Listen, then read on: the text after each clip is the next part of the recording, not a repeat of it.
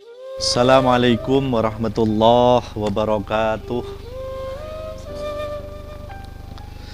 Alhamdulillah, wassalatu wassalamu ala rasulillah, habibina Muhammadin ibni Abdillah, wa alihi wa ashabihi wa mawalah.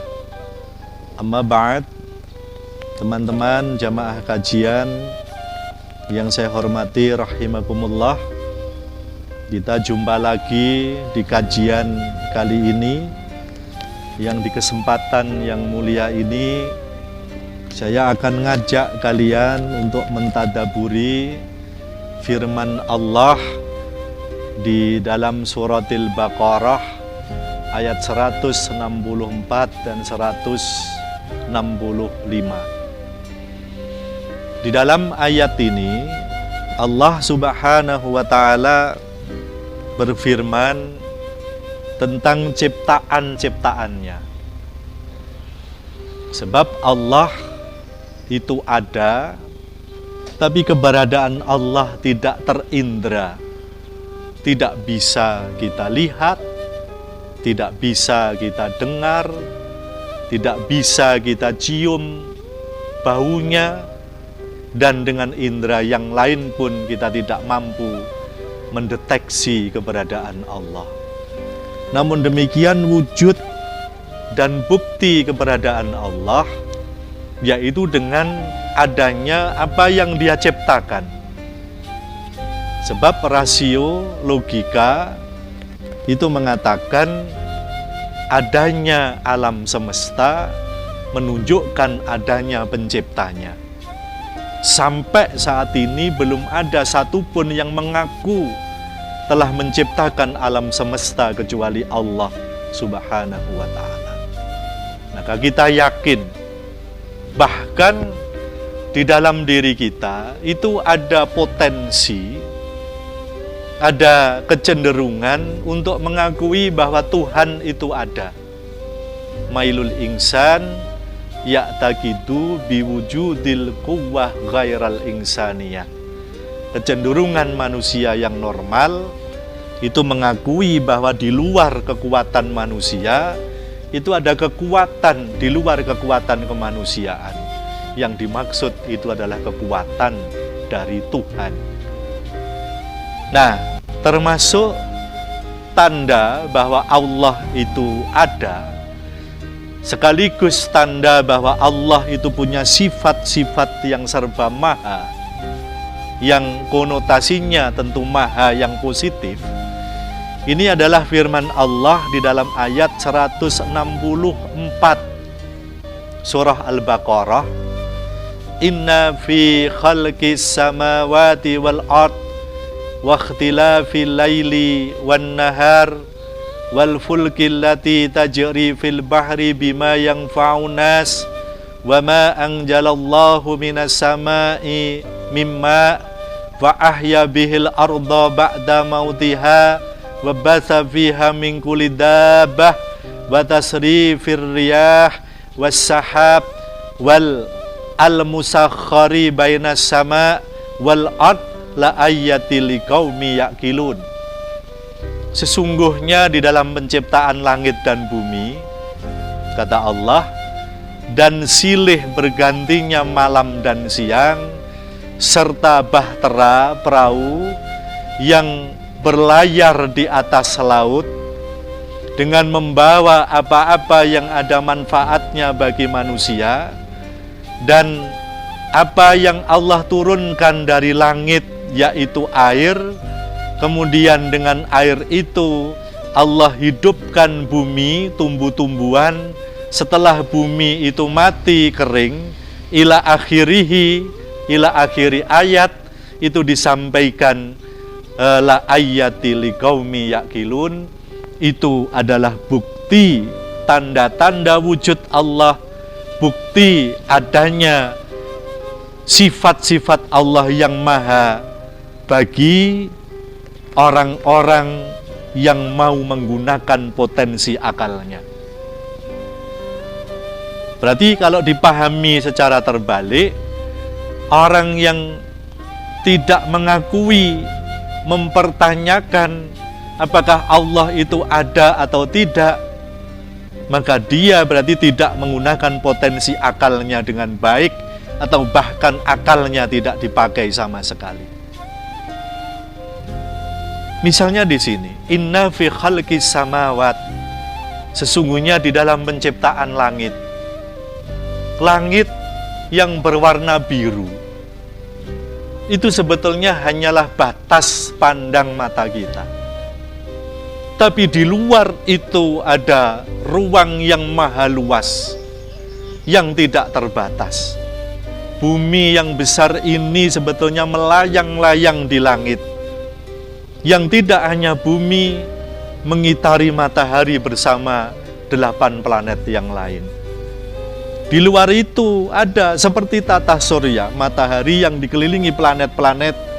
Kemudian ada lagi seperti matahari yang dikelilingi planet-planet yang jumlahnya tidak hanya jutaan, miliatan, bahkan biliunan.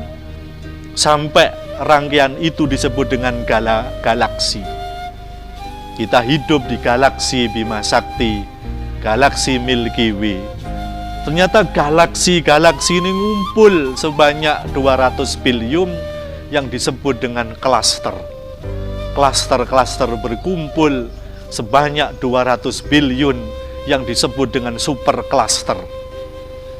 Jadi bumi yang sebesar ini dibandingkan dengan ciptaan Allah yang lain dipersandingkan, itu sebetulnya hanya bagaikan debu. Padahal bumi yang sebesar ini. Lalu matahari yang setiap pagi kelihatan muncul di sebelah timur dan terbenam di sebelah barat, itu besarnya sebesar apa? Para ahli astronomi mengatakan besarnya matahari kira-kira 1 juta kali besarnya bumi. Allahu Akbar. Kemudian bumi memancarkan sinarnya, yang anasir-anasir sinar itu semuanya diproyeksikan agar memberi manfaat bagi kehidupan manusia.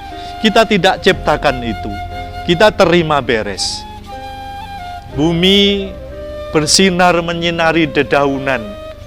Di dalam daun ada kloroplas, kantong-kantong klorofil. Klorofil adalah zat hijau daun. Ketika kena sinar matahari, ada proses fotosintesis. Ada CO2, gas asam arang, sisa pernafasan kita dirubah menjadi O2 oksigen yang bermanfaat bagi kita. Kita terima beres, kita tidak terlibat di dalam proses itu. Semuanya 100% dilakukan oleh Allah Subhanahu wa Ta'ala. Coba akalmu itu kamu gunakan. Kemudian wal ard, dan bumi.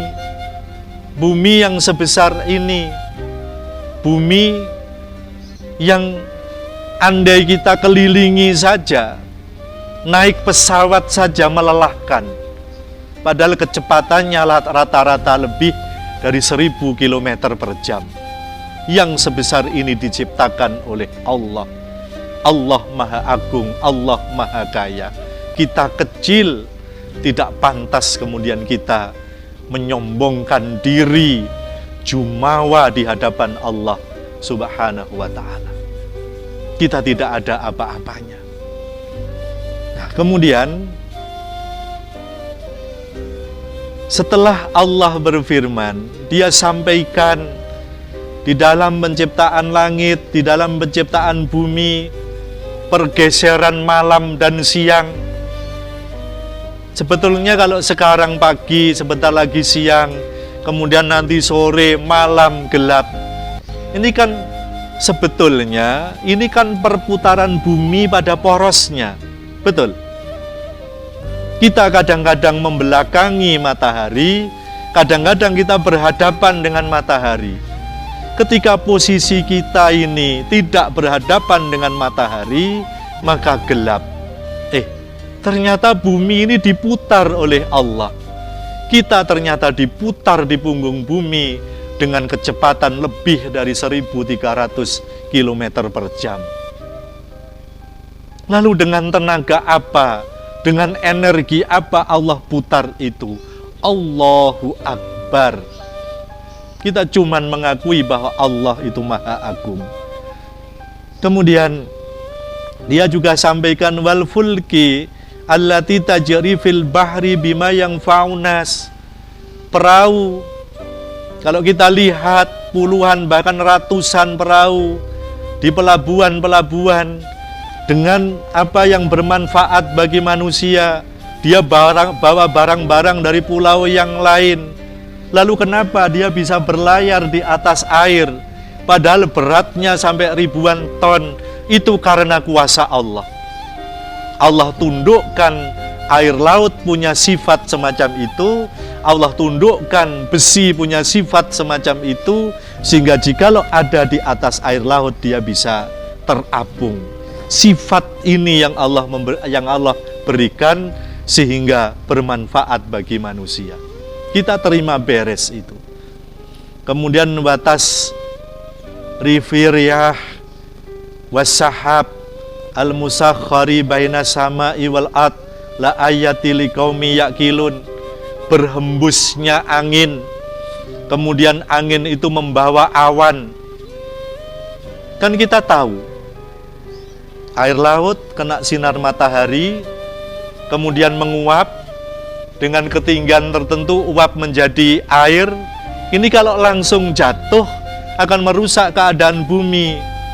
Lalu oleh Allah ini diorat-arit, diocar-acir dengan angin, sehingga bisa jatuh ke bumi, kecil-kecil secara materi, tidak berbahaya bagi kehidupan bumi. Itu tanda bahwa Allah Maha Agung.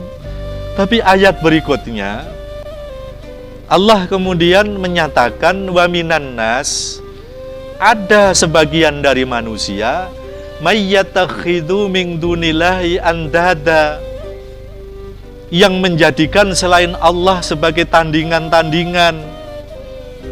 Bukan Allah yang dipertuhankan, bukan Allah yang disembah, bukan Allah yang dijadikan tempat untuk menghamba, tapi dia memilih selain Allah untuk dijadikan tempat menghamba.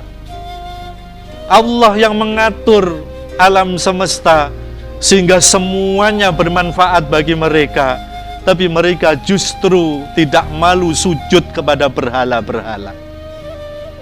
Allah yang menjadi backing kehidupannya, tapi dia tidak malu kadang-kadang bawa sesaji minta keselamatan kepada Ratu Pantai Selatan, Nyai Roro Kidul. Ini yang dimaksud wa minan nas, ada sebagian dari manusia mayyatakhidu min dunillahi andada, menjadikan selain Allah sebagai tandingan-tandingan. Itu tidak pantas, sebab yang mereka sembah itu berhala, jin, pohon, batu, arca, matahari. Itu tidak memberi manfaat sedikit pun bagi mereka, tidak pula bisa menghilangkan madarat dari mereka. Kalau mereka mendapatkan manfaat 100% karena ini skenario Allah. Kalau mereka terhindar dari madarat, semuanya juga karena ditentukan oleh Allah. Maka Allah lah tempat untuk menghambakan diri. Maka tidak pantas jikalau ada manusia itu justru menjadikan selain Allah sebagai andadan, sebagai tandingan-tandingan.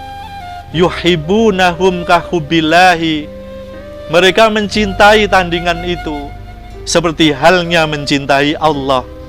Walladzina amanu, tetapi orang-orang yang beriman, kata Allah, asyaddu hubbalillah, dia lebih mencintai Allah, dia sangat mencintai Allah. Berarti orang-orang yang tidak mencintai Allah bukanlah orang-orang yang beriman. Walau yaralladzina zalamu id yarawnal adzaba anal quwata lillahi jami'a wa anallaha syadidul adzab. Andai orang-orang zalim itu melihat bagaimana azab yang akan mereka terima, bahwa sesungguhnya kekuatan semuanya milik Allah, dan bahwa sesungguhnya azab Allah sangat pedih, maka dia tentu tidak akan melakukan semua itu. Mudah-mudahan kita tetap istiqomah di dalam menghambakan diri kepada Allah Subhanahu wa Ta'ala. Terima kasih. Assalamualaikum warahmatullahi wabarakatuh.